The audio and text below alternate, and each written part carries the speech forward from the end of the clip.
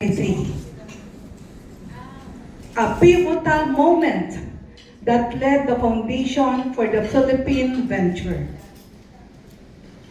That was the day our dream transitioned from aspiration to action, a day that will forever be etched in the annals of the Abrozone history. Yes. The electrifying energy of our soft launch on October 24, 2023 is still palpable. A vivid memory of anticipation, excitement, and the unwavering belief in our collective potential. And just 2 days later, we achieved a significant milestone, securing our first independent business owner. This wasn't just a business partnership. It was a vote of confidence, a testament to the early faith placed in our vision. The first IBO or independent business owner, Miss Sandra Montano, and of course with her spouse, Alvin Montano, Wow. is a testament to the early faith placed in our vision. It wasn't just a business, she isn't just a business partner. She was a beacon of faith, a symbol of the power of collective dream. Yes. The subsequent months were a whirlwind of activity. Appearances on GMA's Negociante, engagements with the prestigious international financial corporation like the World Bank Group, and inspiring speaking engagements at events like Success Convention, like the iMoving Forward. Each appearance was a strategic step, a carefully considered move in our relentless pursuit of success. We weren't simply building a business, we were building a movement, a vibrant community united by the shared belief in the power of beauty and wellness, a community that continues to grow and flourish. Our launch campaign, Abrozone Philippines launches natural ageless beauty with 365 Rubicel, wasn't merely a marketing strategy. It was a bold declaration, a confident assertion of our commitment to excellence. Yes. The response was overwhelmingly positive, exceeding even our most optimistic expectation. The remarkable achievement of 5.5 million followers on our social media accounts in less than a year speaks volumes about the power of our message and the resonance of our brand. Yes.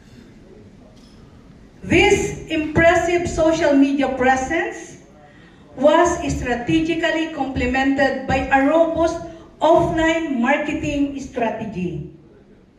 Brochures, flyers, billboards, strategic partnerships, and targeted media outreach, creating a powerful synergy that amplified our reach and brand recognition.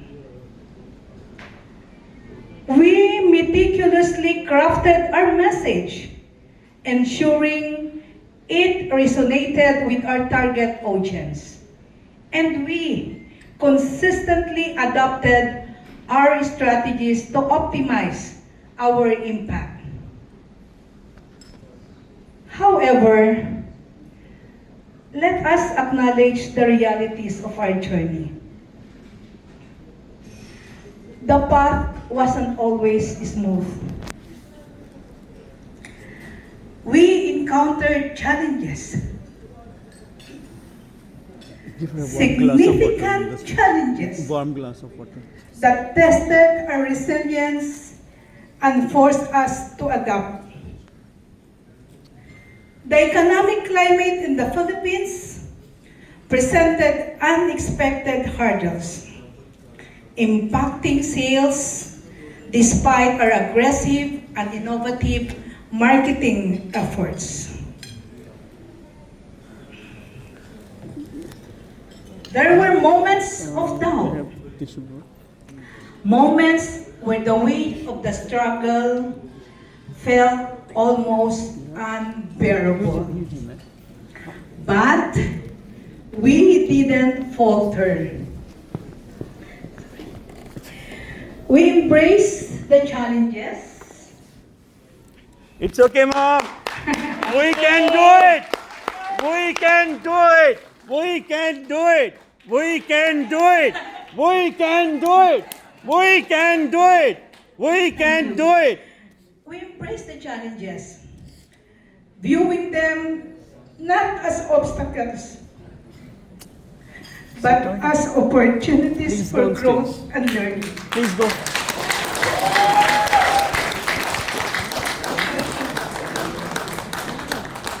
Go on stage, please. Go on stage. Come forward. We learned invaluable lessons about resilience, resourcefulness, and the unwavering importance of belief in our collective vision.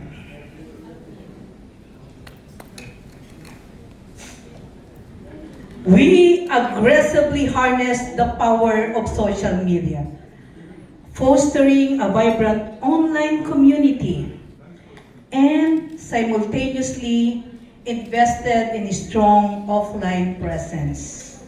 Brochures, flyers, billboards, strategic partnerships, and targeted media outreach. We collaborated with key influencers like Raymond de los Reyes, Yeah. Miss Cory Quirino of The Good Life, Wow. Dr. Kat Porciuncula, Yes. and a few more. Secured media coverage across diverse platforms, and participated in major industry events, each step a calculated move in a relentless pursuit of success. The arrival of our first product shipment was more than just a delivery. It was a triumphant victory, a tangible manifestations of our hard work and dedication. Our grand launch at the FIF at Rockwell was a resounding testament to our unwavering determination, a celebration of our collective achievements. Tonight, we celebrate not just our achievements, but the extraordinary individuals who made them possible. Mom.